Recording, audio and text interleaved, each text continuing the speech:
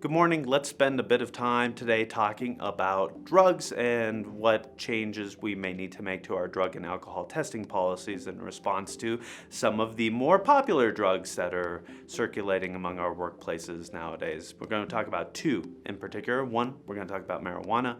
Two, we're going to talk a bit about the opioid epidemic and what impacts that may have on our workers.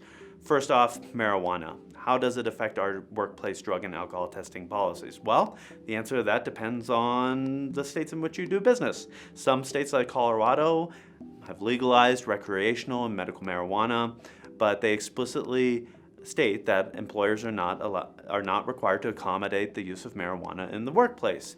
And so in states like Colorado, we can continue to test for marijuana use, and we can continue to refuse to hire folks who test positive for marijuana or terminate employees who test positive for marijuana with very few restrictions in between. We don't have to accommodate medical marijuana. In other words, that's a common question that we get. But let's say that you do business in some other states outside of Colorado. For example, let's take Arizona. Arizona has a medical marijuana law that does impose some requirements on employers to accommodate medical marijuana use.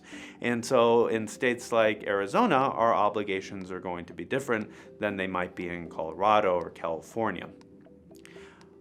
This, of course, bleeds into our workplace drug and alcohol testing policies because as efficient and conscientious employers, we would like to roll out one policy that covers everybody. If you're doing business in enough states, chances are that's not going to be a possibility for you. How do you know? You're going to have to consult with legal counsel to see what the state of the law is in the states that you're doing business, but it's very important that you do so, especially if you're one of those employers who, like many others, maintains one drug and alcohol testing policy but does business in many states. The rules on the ground are changing very rapidly, and it's good to check in and see whether your compliance continues on at least an annual basis, and we can certainly help with that.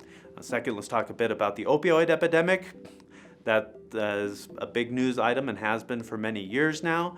And when it comes to opioid use in the workplace, well, there's only one situation in which we do have to condone it, and that's when those opioids are legally prescribed and legally used in accordance with that prescription.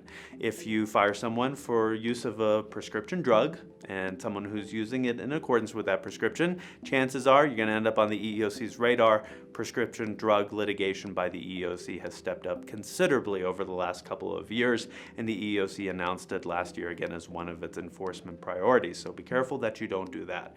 Of course, any opioid use that is not under a legal prescription or is not in compliance with that prescription can still be prohibited, and you can still act on that. Make sure that when it comes to your drug and alcohol testing policies, you distinguish between the two and that you loop in your ADA reasonable accommodation process so that individuals can communicate with you about legal prescriptions and to seek accommodation in doing so.